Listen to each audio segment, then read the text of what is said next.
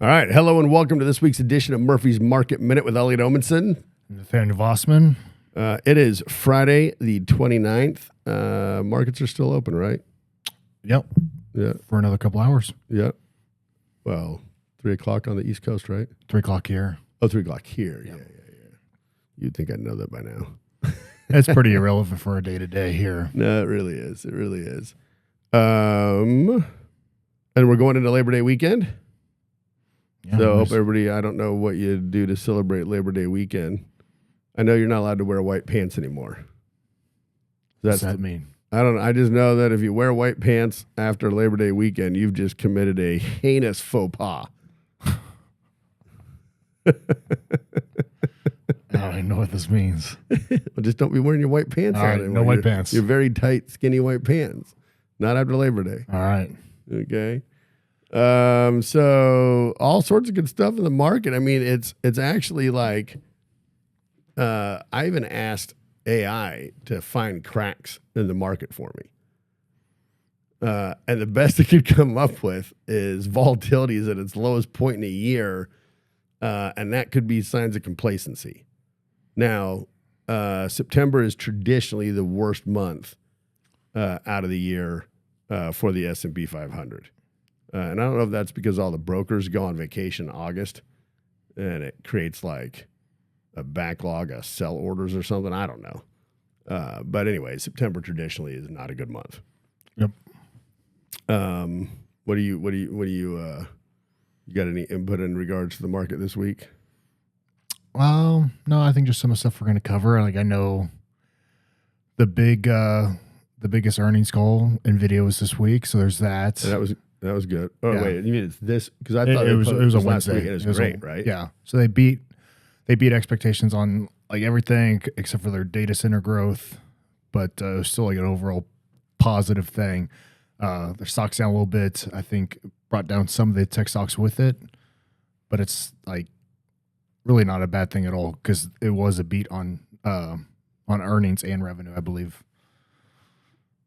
And then today we had the inflation numbers, the PCE, core PCE, and core PCE rose slightly, right? But it was like it was in line with it to do. Yeah, it was in all the inflation numbers today were in line with the expectations. Yeah, and the PCE, which is the one that the Fed uses when they're looking at rate cuts, usually is 2.6, which is their target's 2%, and so 2.6 isn't like some absurdly high number. No, so because of that.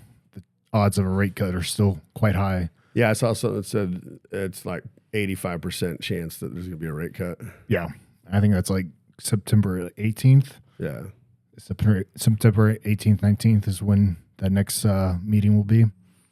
So we'll find out then. So that may turn September into maybe a better month than normal, but we'll have to see. Yeah. For the 2 or 3 of you who care about cryptocurrency, there is an interesting thing going on in regards to the Ether and Bitcoin ratio as a predictive indicator. So they say historically a fading Ethereum momentum relative to Bitcoin often precedes a 10 to 20% pullback in the S&P 500. Interesting. Yes. So I think there's this website, spurious correlations. It's super hilarious.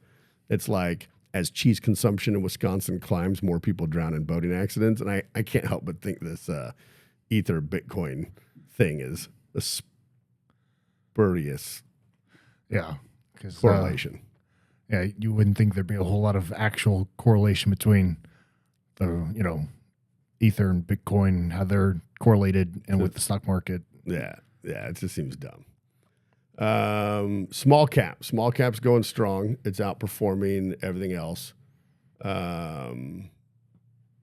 So the Russell 2000 rose 7.7%. The S&P small cap 600 gained 7.5%.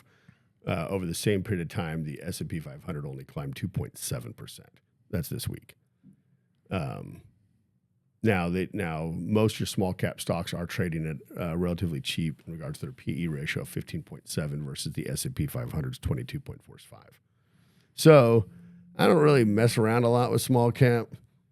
I kind of go broadly into the S&P 500 and then tech stocks, and it's been working out really well. And I don't really feel like trying to chase the next sector or next swath that's going to climb. Yeah. And a lot of the stocks in the Russell 2000, a lot of the small cap stocks are small cap for a reason. Yeah. So that's really the reason why, like, you'll see it like lower valuations, because like their earnings growth is nowhere near the same as like a lot of these really big mega cap stocks. Yeah. And so like it might seem cheap on paper when you're looking at PE ratio, but at the same time, they have virtually like no earnings growth. Yeah. No. So that's the reason why they're cheap. Yeah. Yeah. So you get what you pay for. Exactly. So, all right. Well, you know, I think that's pretty much all we got. I do want to wrap up with what we started with, because it's very important you don't wear white pants after Labor Day. So what it was is back in the 19th and early 20th centuries, white clothing, especially linen suits and white pants, was associated with summer leisure and vacation among the wealthy. After Labor Day, which marked the end of summer in the U.S., people returned to work in cities and switched back to darker, heavier clothes. Over time, this got codified as a kind of fashion etiquette. No wait after Labor Day. Interesting. Yeah. Now I know not to wear my my white pants. He's always trying to wear his skinny white pants. Always trying to show off. That's right. That's right. So until next week, this is Elliot. Nathaniel. Signing off, everybody.